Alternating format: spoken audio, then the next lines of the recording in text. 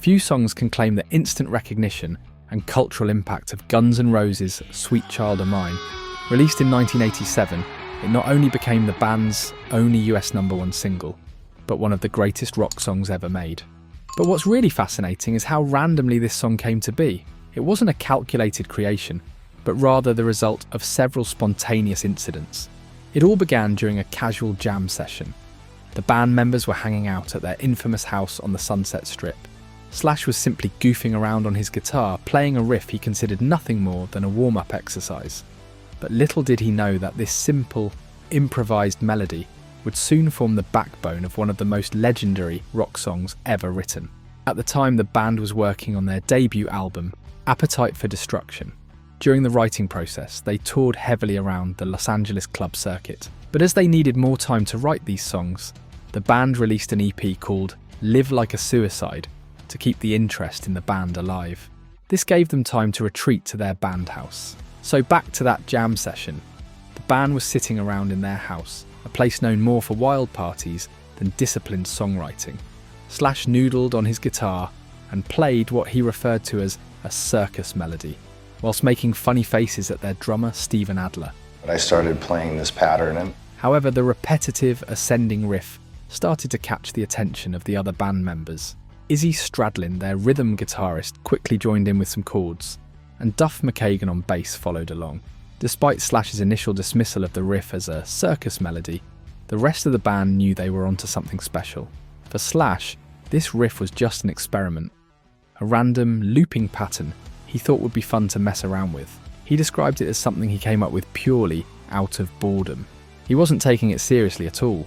Nevertheless, the foundation of the song was being built, even if Slash himself wasn't fully on board with it. In an interview with Guitar Edge, he said Axl pushing on to make the song was an important reason as to why he went along with it. I would have written that song off as history if anyone else complained about it. I had no idea it would become the biggest song the band ever did. Meanwhile, Axl Rose was in another room, not directly involved in the jam session at first. Axl had overheard us playing it. He was upstairs, and unbeknownst to us, he'd started writing lyrics. As he listened to the melody, inspiration struck. He began writing lyrics, drawing from something deeply personal. His relationship with Erin Everly, daughter of Don Everly, from the famous Everly brothers, who would later become his wife. In fact, Rose was currently working on a poem for Erin, which eventually became a source of inspiration for the lyrics.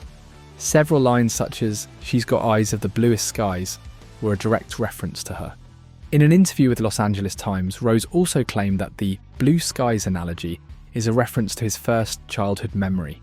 Within the afternoon, the band already had the main pillars of the song set.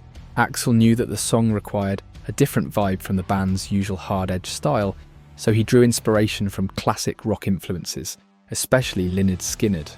He bought and listened to tapes from them to make sure that they achieved that down-home, heartfelt feeling they wanted for the song. But there might be another line from the song that is more iconic than both the verses and the refrain together, namely the classic, "Where do we go now?" The story behind that line is just as spontaneous and random as the creation of the song itself. Whilst the band was recording demos for the song with producer Spencer Proffer, he suggested the band include a breakdown at the song's end. The group saw this as a fair approach, but when they eventually came to the song's end, they didn't quite figure out how to break it down, in which Axl started to say to himself, "Where do we go? Where do we go now?" Proffer loved the phrases and encouraged Axl to own it as part of the song, and as we all know, Axl obliged. That's really the only two parts of the song before the solo section comes together. But we can't talk about this song without mentioning the iconic guitar solo. As far as finishing touches go, Slash's solo proved the cherry on top. As the band continued to develop the song, Slash began working on his solo. Even though he wasn't completely sold on the rest of the song, the solo was where Slash felt he could truly shine. For him, this was the part that brought the edge and energy that defined his style. Slash crafted a solo that starts slow, almost melodic, and then builds to an explosive climax. It perfectly mirrors the emotional build-up in the song, from the soft vulnerability of Axl's lyrics to the powerful energy the band unleashes toward the end. The solo is often described as a masterclass in rock guitar, and placed number 37 on Guitar World's list of the 100 greatest guitar solos, and even achieving number 6 in Q Magazine's list of 100 greatest guitar tracks. The final part of the song turned into a perfect duet between Axl's freestyling of the phrase, "Where do we go now?" and Slash's guitar solo. Rarely does a random combination of jamming and freestyling result in something so perfect, and this is probably one of my all-time favourite rock sequences. When Sweet Child O' Mine was released as a single, it became an instant hit. But with the song's success came a bit of tension between the band and MTV and radio stations. That is because MTV and radio often opted for a shorter version of the track, trimming its length to fit the typical radio format. One of the most notable casualties of this radio edit was Slash's solo. And be aware, this wasn't the first time the band had experienced radio edit cuts. Their songs Paradise City and Patience were both butchered to fit the normal radio format. It wasn't only Slash who was upset that his solo had been cut out. In a 1989 interview with Rolling Stone, Axl Rose shared his dialogue with one radio station, "I hate the edit of Sweet Child O' Mine." The radio station replied, "Well, your vocals aren't cut," in which Axl said, "My favourite part of the song is Slash's slow solo. It's the heaviest part for me." Axl also called MTV and radio stations out by saying that they only cut it out in order to fit more space for commercials, so the radio station can get more advertising dollars, which is probably true. But despite the radio edits, the full version of the song became the definitive one.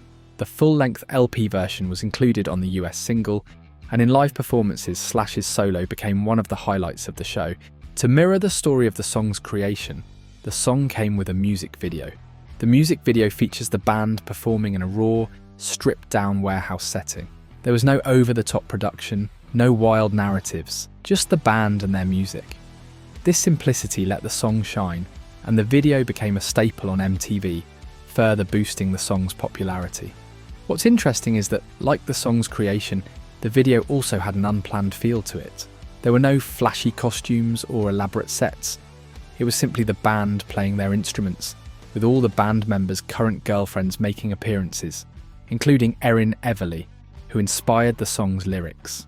In the end, Sweet Child O' Mine became a massive success, reaching number 1 on the Billboard Hot 100 and forever cementing Guns N' Roses' place in rock history.